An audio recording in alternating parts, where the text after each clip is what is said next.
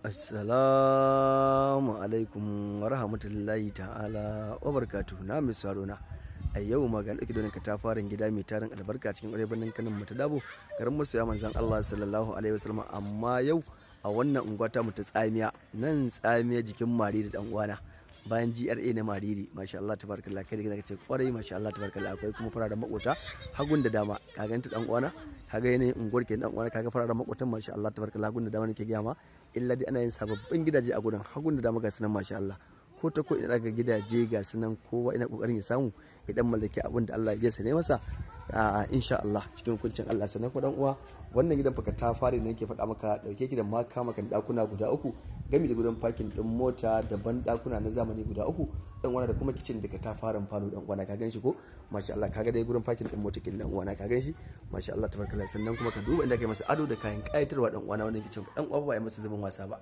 ka ganshi ko masha Allah tabarakallah. Dan uwana ko da kudin ka dan uwana, wallahi gurin nan fa sai da daban ka dan uwana, dan hakika masu zane sun yi namijin kokari wajen fidda wannan design din mai tarin albarka. Kaga gidan kenan dan uwana, kaga kuma a ɗakin farko kenan gami da ban ɗakin sa dan uwana, kaga ɗakin farko kenan gurin kwanan samari ko kuma yara dai wanda Allah ya buwa cewa dan uwana, ka gan shi ko na ce baka ta fara dai masha Allah ɗakuna ne masha Allah tabarakallah. Kaga sararin samaniyan sa dan uwana, ka gan shi ko da akwai dan gyara kaɗan na suspended ɗinsa dan uwana a sama da za a iya makalawa, amma dai kaga komai da komai abin da ka siya dan uwana. Sannan idan ne haka dan uwana zan baka ban ɗakin wannan ɗakin kenan dan uwana, ka gan shi ko masha Allah. Kaga ban ɗakin sa dan uwana, ka gan shi ko masha Allah tabarakallah rahman, ka gan shi. Sannan idan na ja da bayan dan uwana zan baka ainihin cikin falon kin da ke tafarin ɗakuna guda biyu da kicin dan uwana da ban ɗaki da ke tafarin falo dan uwana. Kaga ainihin kofar shiga falon kin dan uwana, ka gani ko dan uwana, wannan shine kofar kenan dan uwana. Kaga falon ka ta fare dan uwana, ka gan shi ko yadda aka masa ado kama daga sararin kasansa zuwa sammansa dan uwana, ba a yi masa zubin wasa ba dan uwana. Kuma ga dakunan ɗaya bayan ɗaya dan uwana da ke so in baka labarin sa dan uwana cikin guntun Allah. Ga kuma kicin can dan uwana, na ce maka dama gurin fuka ta fare ne a yayin da gurin kicin yana buƙatar naira miliyan 2 ne da 700,000, amma da yiwuwar za a zauna fa a sasanta naira miliyan 2 da 700,000 haka mai shi yake buƙata cikin guntun Allah, amma da yiwuwar fa za a isa sauci in Allah su yarda. Sannan dan uwana idan ne haka kuma zan baka dakuna biyu ne sannan a hankali ɗaya ba ɗaya insha Allah ta'ala.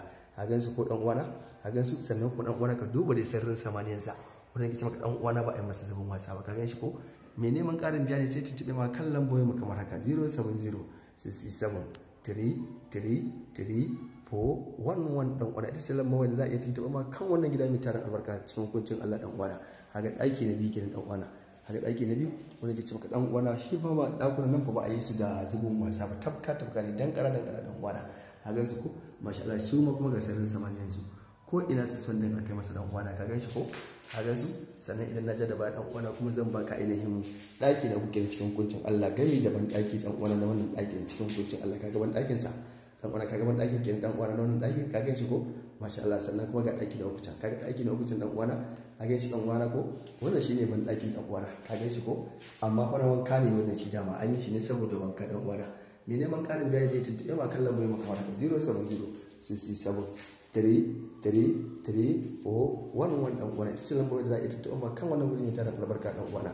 Kaga ɗaki na uku kenan dan uwana a Abuja, ka gan shi ko masha Allah tabarakar rahman. Kaga ɗaki na uku na ce maka kuma dai mai gurin ina buƙatar naira miliyan 2 ne da 700,000 ga wanda Allah ya huwa cewa dan uwana, ka gan shi dan uwana. Wallahi ba guri ba a yi masa zubin wasa ba dan uwana, ka gan shi ko masha Allah tabarakar rahman. Shi ma kuma da ne haka zan baka ainihin ban ɗakin sa na uku kenan dan uwana, ka gan shi ko masha Allah. Ga kuma ɗaki can dai shine na uku da na fito daga cikin sa, ka gan shi nan kuma falo ne dan uwana, ka gan shi ko. Ga kuma kitchen din sa can dan uwana masha Allah. A gaban ɗakin sa shi kuma wannan na tsakuro ne haka masha Allah tabarakallah. Sannan idan na haka kuma zan baka kitchen din kenan dan uwana, ka kitchen din sa can dan uwana bayan wannan fala, ka gan shi ko masha Allah. A kitchen din sa kenan dan uwana, ka gan shi gashi ina tafiya gurin sa. A kitchen din dan uwana, ka gan shi na ce maka dama kuma ɗakuna uku ne tabka gami da ka ta fara falo da kuma kitchen, ga kuma kofar ventilation ta fita. Allah ya tabbatar da alkhairi, Allah ya kame rabo da gaggawa alfarma annabi da alqur'ani insha Allah ta'ala. Allah ya sa mana da rabo a ciki.